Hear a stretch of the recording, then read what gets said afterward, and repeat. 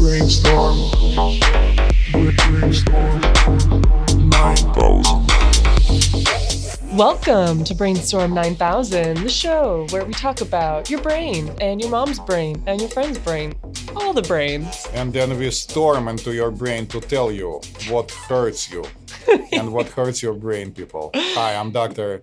Schultz, and you just heard Master McMaster. Yes, and this week we are rolling into part 3 of our series on something that can really fuck with your brain. Drugs! So, in our first episode, we spoke to Mark, and he told us a lot about his struggle with addiction and his road to recovery. And in our second episode, we got to speak to Dr. Charles Perkel, an addiction psychiatrist, who enlightened us about some of the intricacies involved in addiction and recovery. I have to say, he enlightened also me, Dr. Schultz, because although I had to deal with it on a professional level, of course, Dr. Perkel is an amazing doctor and an amazing specialist. Yeah, so if you haven't listened to that interview yet, you should go back and Yes. check it out. It's fascinating. Yes. So this week we're going to wrap up our series on drug addiction with some insights from Anna. She is an advocate and... She's an advocate, and she also works as a drug addiction counselor Yes. and educator. And then, of course, Dr. Schultz and I are going to bring this all together as we end our journey into the world of drug addiction. So today we have a guest to tell us about her experience. Maybe you can tell us what your name is. Hi, I'm Anna T. And you are sitting here because you've been in recovery for how long? A little over 5 years. Congratulations. Almost 5.5 years. Thank you. That's very impressive. And what have you been recovering from? What have I not been recovering from is a much easier question Ayahuasca. to answer. No. So there's a pretty limited list, but it's most uppers were my cup of tea. No heroin, but definitely some opioid medications. What's wrong with you? No heroin? I know. I'm like the only, only one. And that's really the big one that I haven't had much experience with. So I'm Good for you. So mostly like cocaine? Crack is what took me out, which was like the end of the end. Yeah. The real rock bottom. But before that, yeah, cocaine, powder cocaine, psychedelics, drinking marijuana. Drinking marijuana? Or drinking... The drinking of the marijuana. Drinking, marijuana. Okay. But not that those were like, oh, there's nothing else to Did you use. eat marijuana? Use those. Well, I definitely baked. Yeah. I'm a baker. So there was definitely some chemistry going on there. But Okay. No crystal meth, I'm guessing. once by accident. I know that sounds a little ridiculous. It really doesn't, actually. I found this is a great snapshot of what it means to be in severe addiction. I was walking down the street. I saw a small baggie with white powder in it, just like on the sidewalk. And I was like, this seems like a really good idea to just see what it is. And then 3 days later, I definitely knew what it was because I was 3 days still later. awake from that. And that was awful. I never even sought it out again. But yeah, so meth once. Good for you, Never because again. usually people don't come back. Yeah. Yeah. So you started at what age? I started late. I was straight edge, which means no alcohol, no cigarettes, no marijuana, no nothing when I was in high school. I smoked weed for the first time on my high school graduation day. So nothing until I was 18. And then the next year, I guess over the summer before college, that was when I started like drinking casually. And it didn't really become a massive problem until I was like 20. What, something happened that triggered you, or what? There's that progression of, at first it's here and there once a week, and then only on the weekends, and then only on Friday, Saturday, and Sunday, and then only when I'm awake. And, was really fast in some ways because of my personality. What Absolutely. was going on in your life at the time? So you were like 20. Were you in school? Yes, kind of. I've been to a lot of schools, on and off for like a multitude of reasons. So for me, in my, personal opinion, the addiction started long before I took the first drug or had my first drink. Okay. Like if we go way back to in utero, I think that I was listening to Dr. Perkle and he was talking about, genes and the genetic links that we have. And I'm adopted. I was adopted at birth. I was not raised by anybody else but my adoptive parents. There is no addiction in my adoptive family. Mm-hmm. There's no mental illness. And I got in touch with my birth mother when I was 19, and I found out that all of my blood-related relatives are alcoholics Wow. and drug addicts, and most are in recovery. But I thought it was really interesting how, a lot of people think like, oh, someone was abused or they had a terrible childhood, and I was not one of those people. So I think that has a lot to do with it. I subscribe to the that there is definitely a predisposition genetically. And then a lot of the psychological effects of being adopted for sure had a lot to do with it. Fear of abandonment, isolation, the being different, other than.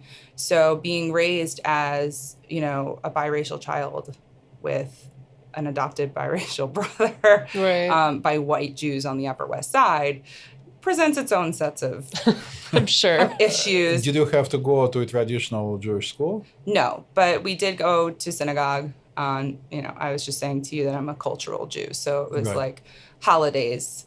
I had a bat mitzvah, but I don't practice Judaism. But I also have depression. I mean, like, a psychiatrist's dream, where I've got like all of the things to treat. Well, the psychiatrist's dream, I have to tell you, at least a psychiatrist like myself, is for all the people to be cured so we can all go on vacation. That's true. We'll figure something out. We'll do something else. So, you said depression. You were aware that you were depressed at a young age? By the age of about 4, I was exhibiting symptoms of mental illness that people don't look for because you're 4. So a lot of it was attributed to me being angry or out of control, those children that are problem children. But later on, we realized it was a lot of anxiety that had to do with cycling through depression. And I guess I was diagnosed formally when I was around 12. And I've been in therapy since then for depression. And then as I went through, rehab and things like that, a whole other host of psychological problems become unearthed once you're clean, sober. What made you decide to be clean? Because, I keep hearing the stories, haven't used myself, but having worked with people who have addiction issues, I heard many times that the level of experience, especially the level of pleasure from things like crystal meth or heroin or cocaine, is so high that it cannot be replicated by any usual human activity, including sex. So why did you stop? What made you stop? Well, first, I want to correct myself. I try my best not to use the word clean. I try to Right. use the word abstinent, Right. just because in my line of work, I'm a drug and alcohol counselor, and shame is like one of the biggest parts of why someone uses and why someone does not stay abstinent. So I try to stay away from, clean and sober. So Okay. I'll say abstinent, Right. or substance free. But why stop? Once the drug stops doing its job, and for me, I had to exhaust 99% of my options before deciding that none of the chemicals were working anymore. And in the beginning, they did their job. I felt great. I was able to make connections with people. I was happy all the time. And then I needed more, and you develop this tolerance, and all of a sudden you do not feel like things are better than sex. You do not feel like you're euphoric anymore. You are worse off than before you started, for as far as the feelings that led you to substances in the first place. So for me, I don't know if it was a hugely conscious decision. A lot of people talk about sort of an epiphany where they see the light and they wake up one morning and they say, I can't live like this. I think I was telling myself I can't live like this for a year. My family had been offering me help for a long time, and I was saying no. And I think that was because I had this inherent belief that this was just who I'm destined to be. I'm so defective that I am just destined to die alone in a crack house. That's just who I'm supposed to be. If I was supposed to be anybody else, I wouldn't be doing this anymore. So I kind of had resigned. And then at a certain point, all of my resources dried up. I had no money, I had no home. And I think at that point, it was really fatigue. Just being sick and tired of being sick and tired. And my parents had offered me treatment, and I don't even remember doing it, but my mom says I called her one day and I said, I think I'm ready to go. And then they kidnapped me because they knew I'd changed my mind. So they told me one day, and they really came the day before and brought me into my father's house, and he slept in the living room so that I wouldn't leave, and then got on an airplane with me. This is like, they're brilliant for seeking their own help, because they knew that if they just sent me to the airport, that I was not getting on a plane. It wasn't going to happen. So I'm lucky enough to have a family who, A, saw that, and B, was willing to get on board with it. So my dad flew with me to Chicago, and I went to a place called Timberline Knolls in Lamont, Illinois, which is like in the forest. It was really cool. You went to a TC or you went to a rehab? It's a rehabilitation center. They mostly focus on eating disorders, strangely enough, but they do cross addiction. So it was people there with no substance use issues, but that had mental illness and eating disorder issues. So my dad dropped me at the door, watched me go in, and then flew back home the next day, maybe the same day. But that's how I got in. And you stayed for how long the first time? That was it. I'm a the only first-time winner, which is so rare. Good for you. And you spent how long there? 28 days. And that's it? Literally 28. How long had you been using before that? Well, my first experience with substances was when I was 18. But I would say that my active addiction, where it really became the focus of my life, probably, I got clean when I was 23. Clean. See, there it is. Right. I gave him up when I was 23. So I'd say about 2.5 years. Okay. Where it was like really intense, which is also not a very long time. So I went in really hard and fast, and luckily came out the same way. But I also went to an extremely well-equipped facility, and I attribute a lot of my success to going to a place that is truly comprehensive, treats the person, not the drug. And that, I think, helped in my ability not to relapse.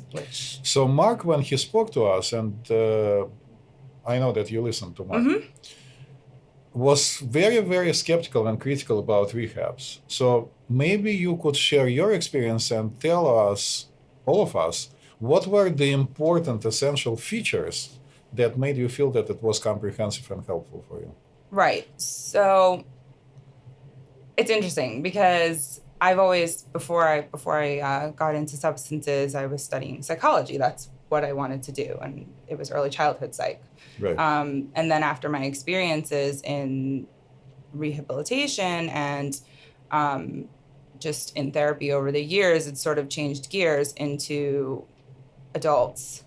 And we are really complex because now we're dealing with all of the problems that we had in our childhood, Right. plus all of the problems that we had in our life after that. And the place I went, Timberline Knolls, was the kind of place that really understood that. I think a lot of places, I've been into other centers, for work. And I've left a lot of places feeling like maybe this is a revolving door. It didn't seem like the client was the center. It was, we provide methadone, for example. People come here for methadone. Our only requirement is to give these people methadone. Mm-hmm. They're not required to have a success rate. It helps, but they're not required to treat anyone. They have those programs available, but the only thing they have to really write on the books is that a person showed up. And then they let them go. And for places that treat people like a number, people feel like a number. So why would I go into a room when I'm fully ashamed of the person I've become? Society tells me I'm the scum of the earth. Why would I go in to talk about it when nobody's telling me that I'm worth talking about it? So I think a lot of places that are not, private, unfortunately, don't really subscribe to that idea because quality counselors would like to make a living. Unfortunately, that's, what we have to do. So, in public institutions, it's just not there. So Mark he told us the places where he met with celebrities. Presumably they are supposed to do what you are. That's true. So then how is it different? What do you think was the case for him? Like, why did he... of course, you are not him and you didn't have his experiences, Right. But if you had to guess. I mean, like you just said, I don't know him Right. personally. In my experience, the people I know who have continuously relapsed and gone back to active addiction were not provided with aftercare. And were not immersed in a community that supported the recovery after the initial treatment. So like I said, I don't know Mark. I don't know what kind of services he received. So can you give us an afterwards. ideal setup that you think would work? I can. Okay, I please can give do. you the setup I had, thankfully. Okay. So in treatment, it was, 12 hours a day of just straight self-work, self-care. And then my insurance ran out, which happens to a lot of people too. You're not sick enough anymore on paper, Sure. which is ridiculous. And I had to leave the next day. Like, they were like, you have 24 hours to get out or you need to pay. And to pay is $7,000 a day out of Jesus. pocket. Oh my Right. God. So you're talking about more than college tuition by the end of a few weeks. I mean, Right. it's really sad. But I ended up, the first thing that they say when you're in a treatment facility is you need to change people, places, and things. And for me, that was terrifying, but also turned out to be one of the most important things. I did not come back to New York City right away. I went right across the Hudson into New Jersey. Mm-hmm. So that first step was done. People, places, and things, gone. Mm-hmm. They went through my phone with me in rehab, and they had me delete every drug dealer's number that honesty is part of it. I told them. Right. And then some of the names you can tell, you have Right. like Eagle Joe or like whatever. And obviously it's clear what they do. But I switched the people, places, and thing. I went to a sober living house where you were required to attend 12-step meetings to keep your room there. And then I did 90 meetings in 90 days. So I was just Wow. constantly surrounding myself with recovery in whatever capacity I could. And a lot of times other people did it for me. I was, in my room. When you live in a sober living community that is committed, someone's knocking on your door saying, hey man, you've been in there for an hour. Are you reading about recovery? Oh, you're watching TV. Think it's time to go to a meeting. Like, I mean, that was the best. It was the best. I went kicking and screaming sometimes, but I went. And then you start to realize that you want to be a productive, I hate that phrase, a productive member of society, which is like, bleh. When you're an addict, that sounds impossible. But that sort of like being prepared to jump back into work and how to get a job and how to be places on time and how to wake up in the morning was all new to me. I had to relearn everything. And at that point, it became really important that I had a solid, abstinent group of people around me. And I think that might have been the most important part. That and ongoing counseling. Those two things paired together were the most important because self-esteem and shame and stigma create this huge hurdle. And having social interaction, positive social interaction with people who understand and can connect. And then on the professional side, having people who really understand the psychology and the chemistry of what has happened to your body and mind over, the time when you were ingesting. So when you put those together, you really create a well-rounded recovery program for yourself or for others. And it's different for everybody, but those two things, I think, really I can attribute to my long-term success. And your family was supportive of this thing? Yeah. I mean, you have to ask my family about that. Right. But no, the way you felt. That's what I'm asking. Yeah, I think that they did not know what to do in the beginning. They'd never experienced anything like this before. Like I said, addiction is a family disease in the sense that it affects everybody in the family. But for a family who has not experienced it before, it's completely new territory. But once you were in recovery, they were supportive. Absolutely. That was the one thing I heard the whole time, which I think maybe, implanted itself somewhere in my brain that I didn't know. It was there, was we will not support you as long as you're killing yourself. Right. We're not going to watch you do it. We're not going to enable you to do it. But as soon as you're ready to live, we're here. Uh-huh. And they absolutely held themselves to it. Is that a big motivator for you, would you say? I think the sense of unconditional love was a huge point for me. So I don't necessarily think it would have to come from family, because I know a lot of people who don't have that have been able to be successful in recovery. But yeah, for me, that was really a big motivator, knowing that, my whole life I had thought that they could give me back, being adopted. Like, I'm going to do that one thing that is just so bad that they're going to be like, whoa, we didn't sign up for this shit. Like, send her back where she came from.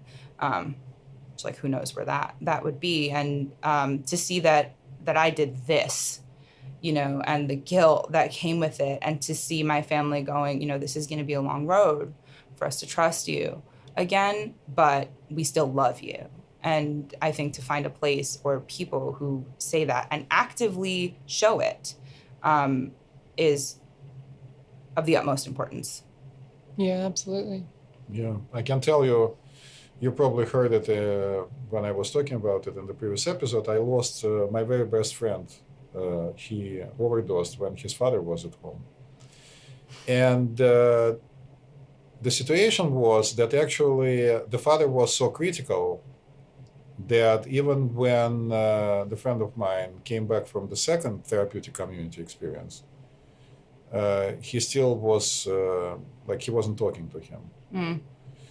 The mother was, but the father wasn't. And for him, his father was very important. And I'm hearing more and more and observing more and more, actually, that at least two factors are extremely important. One, wanting it, which you had. Another one is having a place where you are loved unconditionally. Would you agree? Absolutely. Anything else that is equally important to stop and stay sober? Well, the places. I mean, really being conscious of the situations you put yourself in. Meaning staying away from You know, triggers. yeah, triggers. And like for me, a lot of it is being really cognizant of my intentions. Because a lot of use and this isn't everyday people. You know, I know people who drink because they have a stressful week.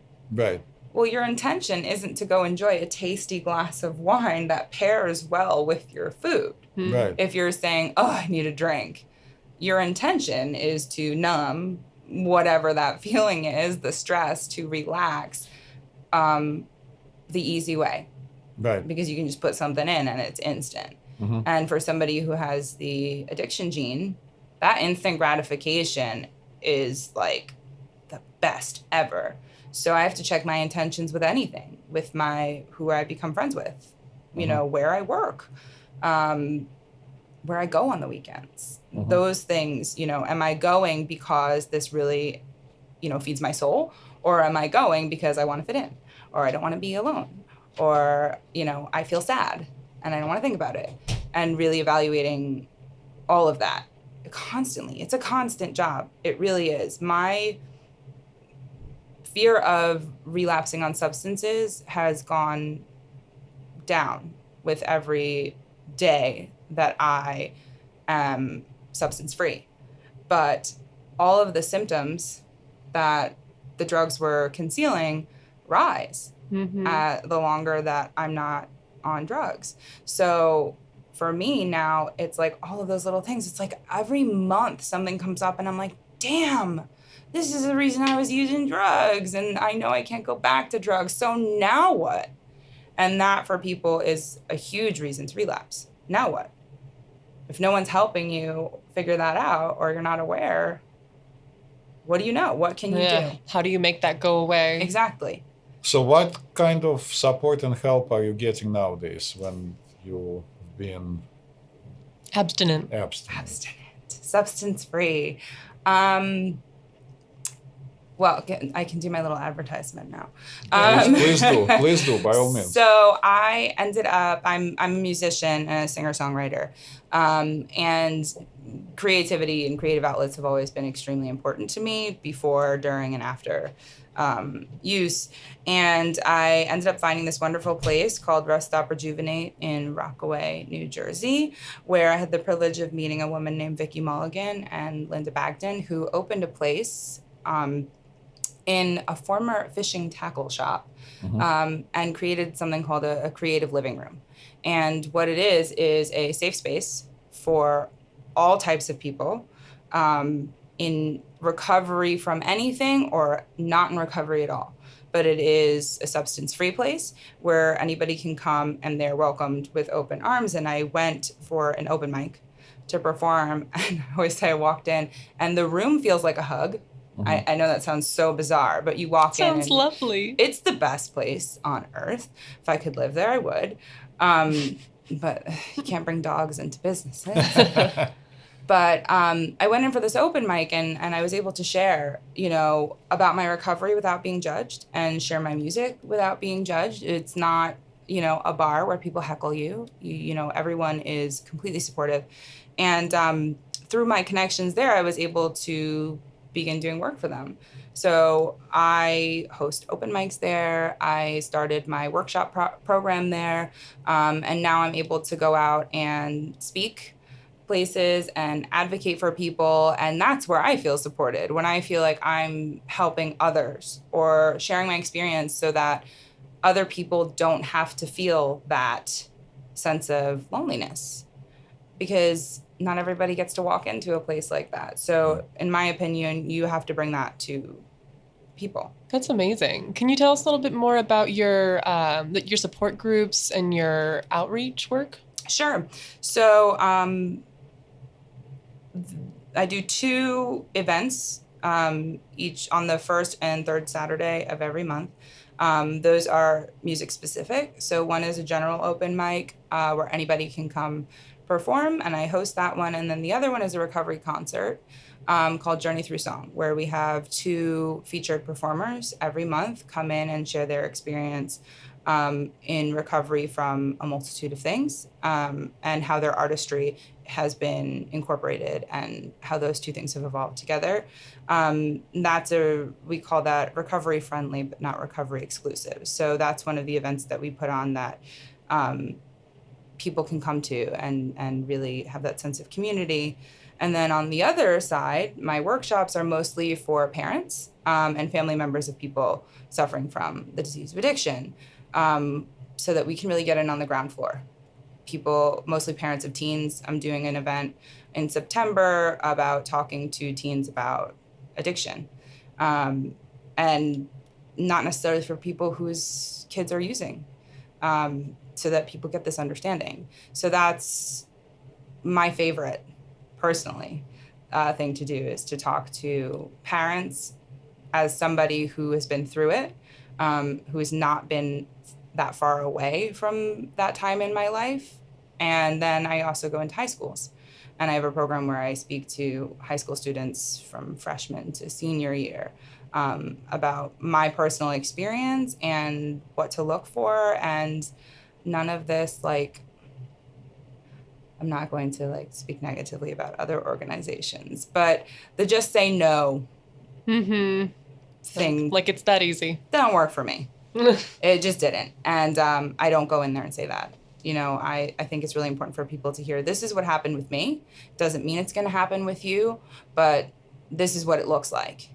And I think most people can identify with feelings if they can't identify with the actual experience. So my job is to go out and be a completely open book and as honest as possible. And it's painful and it's scary, but people need to see it, because otherwise we are brushing it under the rug and the stigma is going to grow. And the opioid epidemic is very catchy to talk about. There are so many other drugs that are equally as important to be treating in demographics that are completely forgotten. Like what? The homeless. We're talking about, we talk about the crack epidemic. Where was the big crack epidemic movement to get people into treatment? I mean, we knew that it was killing people and destroying lives. Forget overdoses. I mean, I was homeless on the street. I had no friends, no family, and I was wasting away physically. And crack is not something you go to the hospital and say hi, I'm addicted to crack. Could you please treat me? When you hear opioid epidemic, I think it's extremely important for people to hear that, but it's also can be very isolating for people suffering from other substances. Right now in a lot of lower income communities, it's not just drugs, it's the symptoms of the ways and means people get more. So crime is a major part of addiction that a lot of people don't think about. What is the oldest profession, they always say, is prostitution. It's a very easy way to make money if you are completely numb and you need something, you have no other way to get it. It's very easy to say, hey, I'm going to use what I already have. I don't have to go out anywhere and get it. And then people are getting assaulted. And then people are getting arrested and then put into a system where there's no treatment.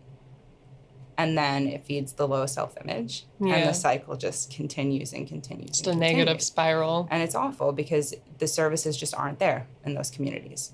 So I think we are going in the right direction as far as awareness goes. But in New York particularly, we have a really long way to go. Yeah, so everywhere else. I like to bring positive stuff into conversations, and I understand that you just won an award. I did. Oh, wow. Actually, 2. So the first one was for the Knockout Opioid Abuse Songwriting Contest.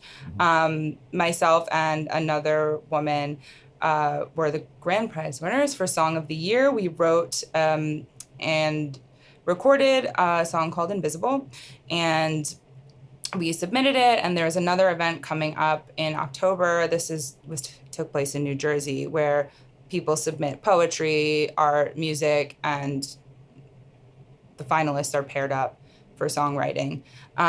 So we won that. It became the Song of the Year. It's being used in New Jersey for all of their stigma-free initiatives as sort of the theme song. And the second award I won was an award of recognition from the Morris County Health Commission, Mental Health Commission in New Jersey for my advocacy work, which was an amazing thing to be recognized for, because that's so validating to feel like I'm going in the right direction in terms of reaching the public. So that was awarded to me at a forum where I performed, and they recognized me for sharing my story and for the workshops that I've been doing. So. Amazing. And Yeah, congratulations. Thanks. hopefully you are sharing the recording with us so we can play it. I absolutely have that with me. Oh, wonderful. Yeah, we'll definitely play that at the end of the episode. So stay tuned, everyone, for Anna's award-winning song, Invisible. So I have a question. Yes. I'm curious, what would you like someone who has a loved one with an addiction to know? First and foremost, it's a disease.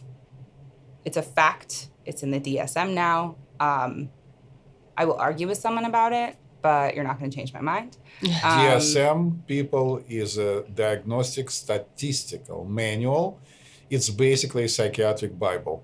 Yes. So it's official. Exactly. Right. So whatever you want to say on the internet, it's not going to change that scientifically we have decided that this is a disease. Mm-hmm. And I think that for people who are not in active addiction but know people who are, that's extremely important to understand that it's not a character defect. Mm-hmm. This is not somebody choosing to behave in this way to affect you. It requires a lot of selflessness on the part of people around somebody in addiction. This does not mean bending to the will of somebody who is being destructive to themselves. But it does mean understanding that no person would choose to be in that situation. Yeah. There's a reason for it. And to have empathy for a person who's struggling, you know, if you could say, I don't know how anybody could do that, well, then you can also say, I could never understand how much pain a person would be in to do something that, you know, I would never do. Yeah. And for me, that number one piece of advice. And then the other part of it is to love, even if it's from a distance, to understand that everybody's human and we make mistakes and we do things that we are not proud of, and to remember that everybody's different, and to offer help whenever, no matter what. Yeah, and I imagine it could be easy to lose sight of that, or because if you have a loved one who has like a mental health problem, an addiction, it becomes exhausting. Yeah. Trying to help someone who doesn't want to be helped. Mm-hmm. So I imagine it requires a great deal of emotional strength to hang in there and continue to be supportive. Absolutely. I would say it requires wisdom.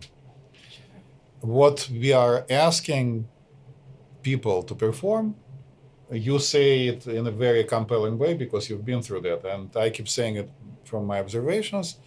It just came to me that we are asking almost everyone to become a Shaolin monk. Or wouldn't you agree? Superheroes, yeah. No, for sure. But what I was just, going to say also is that as much services as there are for people in addiction, there are so many services for people dealing with people in their lives who have mental illnesses, who have, eating disorders or addiction, substance abuse problems. And that's where my family was able to come in and help me, is because they sought help. So it's not about white knuckling it.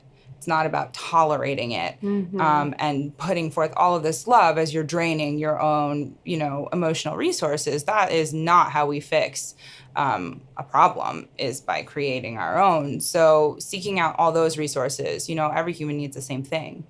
It's just a matter of how we internalize it. So as much as unconditional love and empathy is important, you also need to be feeding yourself as well, Yeah. emotionally, and in positive ways. So I would urge people to consider things like Narcanon and Al-Anon, which are free 12-step meetings for people who are experiencing addiction secondhand. Meaning the relatives, the people who are around. Relatives, friends, family, coworkers, anybody. Yeah, Can thank go you for to that. it. That's a very important piece Yeah. of advice. Yeah. We'll post some resources on For our sure. website about this kind of Is thing. there anything else you would like to share with us that we didn't ask you about? Well, I think, we touched a little bit before on the why Mm-hmm. I came into recovery. But a lot of my advocacy work is about coming in on the ground floor, about the before you needed to come into recovery situation. And so I don't know, sometimes I don't even remember what I said in the beginning of, speaking, because Right. it just all sort of comes out. But I think that it's important to talk about the feelings that lead to. And I don't know if I was as clear as I wanted to be about my personal reasons. Before I was using substances and I had been diagnosed with depression, I was in an extremely isolating, abusive relationship. Mm. So my first drug was a person. He had, classic abuser symptoms. He cut me off from all of my friends. He told me that he was the only person who would ever love me and conditioned me perfectly. I mean, he was a master at it. It was unbelievable. I was in high school. And that led me to those inherent beliefs, the isolation, the shame, and the need for connection with people so that I didn't feel worthless. And I think that is what really led me to the substances, not peer pressure. Yes, the social aspect was huge, but it was that need for escape from these feelings so that I could feel okay connecting with other people, so that I could feel like I had some sort of self-worth. And that part of it, for a lot of people, that loneliness is a huge indicator that somebody who is feeling like that will find solace in drugs. And they work really well, but for a very short period of time. Right. And then once they stop working, you're stuck. You're already The problems in it. are still there. Right. And then, the solution now, you get to the chemical part of it. You are physically addicted. I did not have any personal experience with heroin, but I've seen people who are dope sick.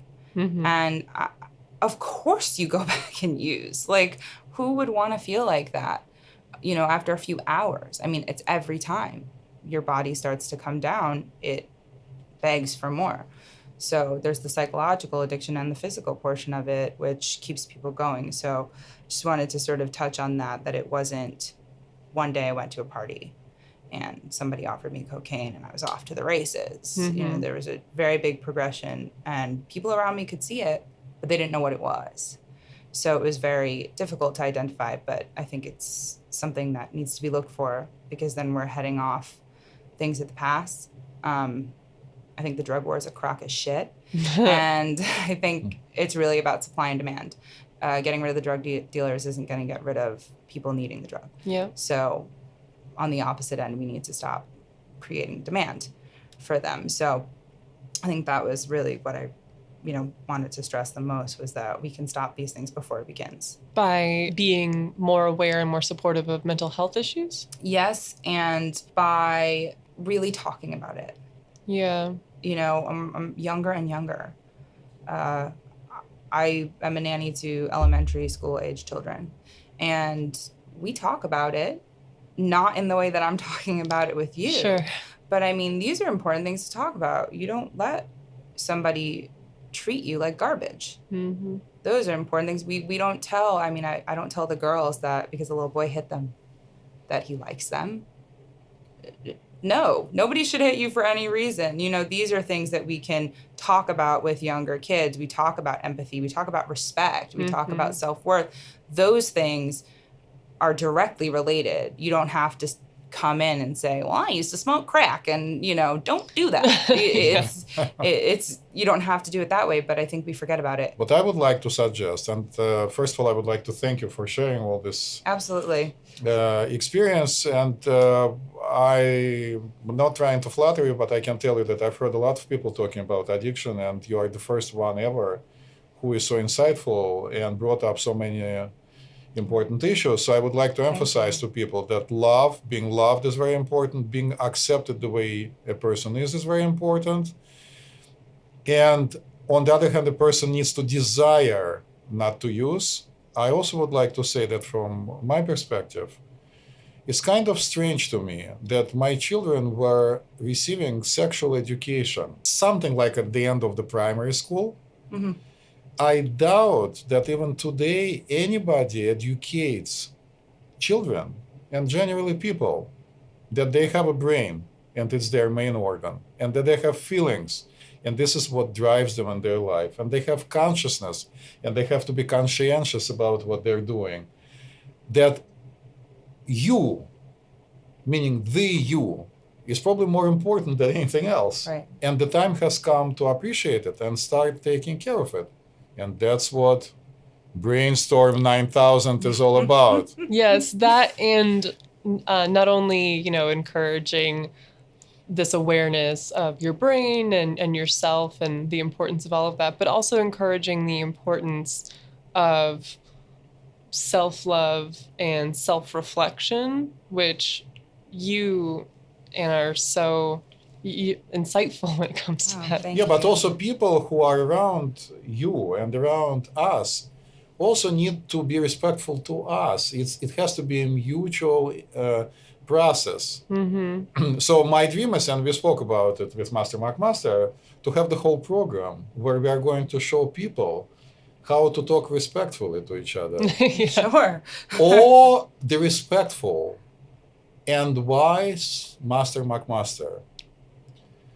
Would you let me to ask you to please conclude this beautiful episode with your words of wisdom? Are you asking me for my eudaimonia moment But today? of course. Well, since we're kind of bringing to an end our 3-part series about drug addiction, and we've heard from a couple different perspectives, I think something positive that we can take away from this whole series is that, like most things in life, recovery is a process. And it kind of reminds me of what I was saying about happiness, which is a proposed theory. Like, it's not like a goal. Like, if I do X, Y, and Z, then I'll say, oh, hey, I'm happy now. Or, oh, hey, I'm recovered now. And sometimes I think just remembering that perspective and keeping that in mind, that it's not something that you just reach and then it's over, that it's just a process, that perspective can help you flourish in ways that maybe you never thought you could. And even the smallest step can take you somewhere and can relieve some of the pressure that people put on themselves to achieve like a big concrete goal, because, recovering, becoming what Anna said, a productive member of society, that can seem so daunting when it's like, how do I get from here to there? And if you adopt the perspective that it's all a process and a journey with ups and downs, then you might have a better chance at having the courage to take those baby steps to move forward more towards the life that you want to live and the kind of person that you want to become. What do you think? I think that is so spot on, and that the progress, not perfection, emphasis is just so paramount. You know what I'm beginning to realize? That the Superman, after all, knew what he was talking about. Remember, he was talking back on the endless quest for truth and justice. Thank you so much, Anna, for being with us today. Yeah, Yeah, so our series on drug addiction is coming to an end. Dr. Schultz, do you have like a takeaway that you think that we can all learn from this whole series? Yes, quite a few. First of all, we are very fortunate that we were able to meet with both Mark, who's been in recovery from pretty severe heroin addiction, very difficult to stop and very difficult to stay sober. So all the kudos to him, and I personally wish him lots of luck and hope he stays on his path to graduating with PhD in social work. Anna is another amazing example of long-standing sobriety, and although she told us that she never tried heroin, it's still amazing that she was able to come back from a crack house. Using crack is also a very difficult road to take, and very few people come back unharmed, and she seems to be doing extremely well. Yeah, her story is amazing. What I would like to discuss here is mostly what I hinted to before. Unfortunately, in the current world of drug experimentation, people introduce their brains to substances that are way too potent for the brain to deal with in a healthy way. I would like to bring back what Dr. Perkel said about even alcohol. It's one thing to drink wine, which, let's say, is a more natural substance. It's another thing to be exposed to distilled, very artificial, very potent alcohol. The same is true about modern pot that people use. I hear it's very, very, in quotes, strong, end of quote. Even tobacco nowadays is not used the way it used to be. But vodka comes from potatoes. Vodka actually comes from either wheat, if you are talking about Russians, rice, if you are talking about Chinese who invented vodka, and potatoes, if you are talking mostly about Poland. Rum is made out yet another substance, sugar cane.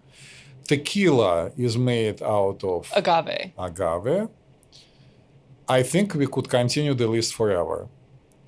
I love those things. Yeah, listen, it's okay.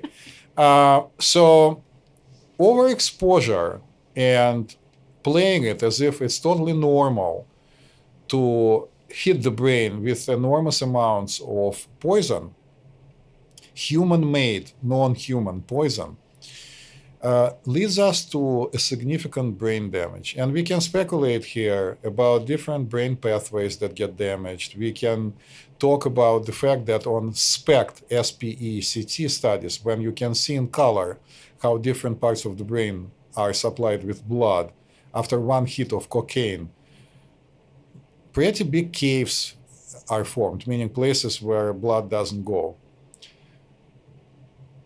I would like just to remind people that certain things are better not to try. For example, it's better not to try to jump off of the Empire State Building because you are going to die. No shit. Maybe it's... But I can have a shot of whiskey, right? Yes, maybe. But what I'm trying to do, that certain things should not be touched. And again, I don't think I'm that naive, and I don't think I'm going to change anybody's mind. But certainly, guys, if you keep your brains open, you'll realize that experimenting with heroin or crystal meth or things that get people hooked on themselves almost immediately by offering the brain a non-human, superhuman experience, which then people continue to chase, is not such a good idea. That being said, I would like actually to emphasize what I've been talking about in all 3 episodes. It's been my observation, and I'm convinced that I'm accurate, and Anna just supported this idea, that people who use are human beings. It's an illness, and they need our love. They need our support. And in order to stop, they need to want to stop. Yeah. And that's all I have to say. And it's important to keep your brain healthy and open. So next week, we're going to delve into a new area. We're still going to talk about addiction, but it's a form of addiction that probably everyone can relate to. We are going to talk about screen addiction. So, so tune in next week when we begin our discussion of one of the biggest sources of convenience and also stress in modern life, screen technology, in which is smartphones and tablets, laptops, TVs, all that shit. Keep your brains open. Yes. And thanks for listening today. Please feel free to share your thoughts, comments, experiences, whatever. You can connect with us on Twitter, Facebook, Instagram, and you can always reach us the old-fashioned way by emailing us at info@brainstorm9000.com. Goodbye, everyone. Have fun. Farewell, Earthlings.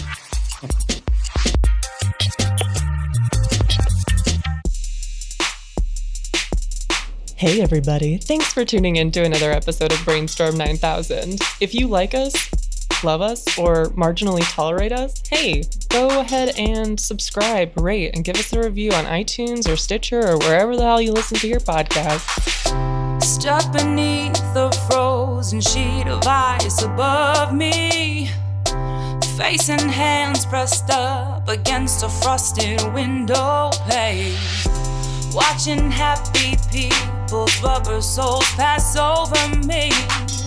Nobody knows my shame. I wonder if they even know I have a name. Look at me now. Look at me now. Look at me now. Look at me now.